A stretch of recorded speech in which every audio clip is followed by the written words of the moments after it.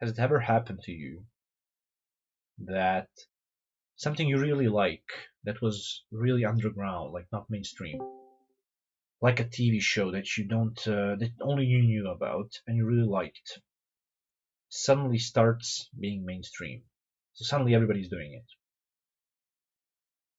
Has this happened to you?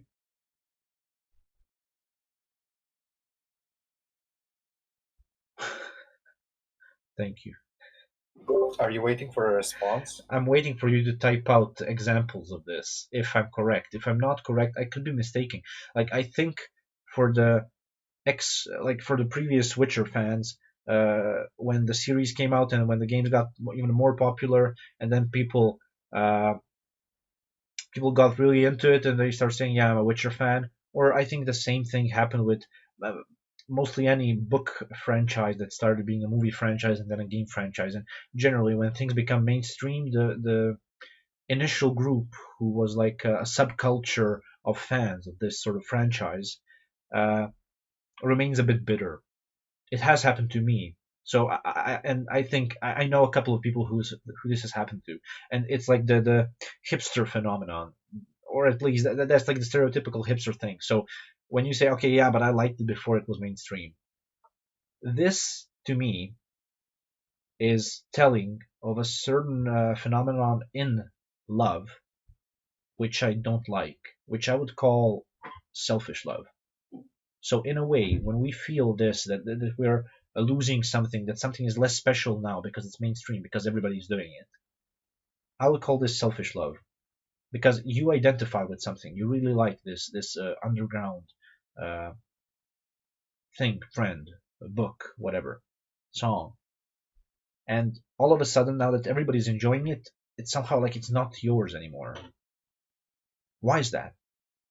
Why are we, on the other hand, when you suggest a series to a friend and they start watching it and they say, "Yeah, I really like this series," you feel good about yourself, yeah, because in a way, something that was already a part of your identity, something that was already you over here,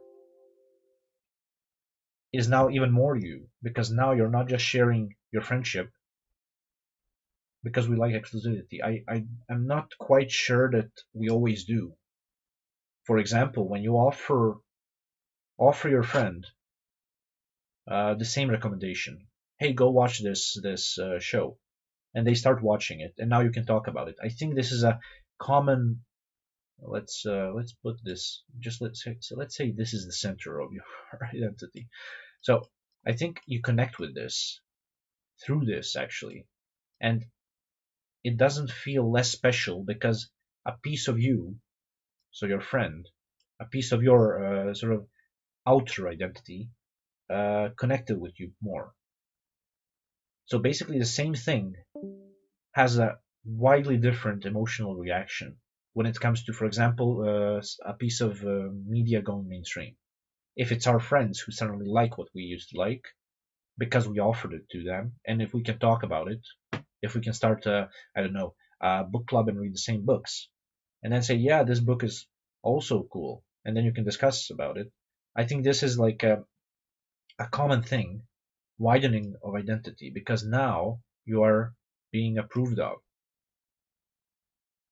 And contrast that with us feeling like something just because it's not ours anymore is less valuable, which might be the case in if your partner starts being with other people. So I imagine that the majority of people are not okay with the idea that their sexual partner just goes mainstream and starts being shared among other people. So we mostly like our partners to stay our partners. And we sort of feel like it would be less valuable if they could just share with everybody. Now, I don't know why this is. I would really like to hear some opinions, but I would just like to type down two terms that I sort of have and often use that help me explain these two sort of diverging streams. So one would be selfless love, and the other one would be selfish love. Selfless love, in the sense that you don't anchor these things that you identify with to yourself, and you don't base your identity on them.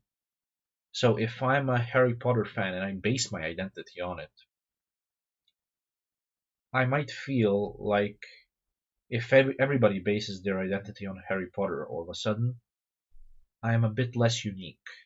So I lose a piece of me if everybody's doing it.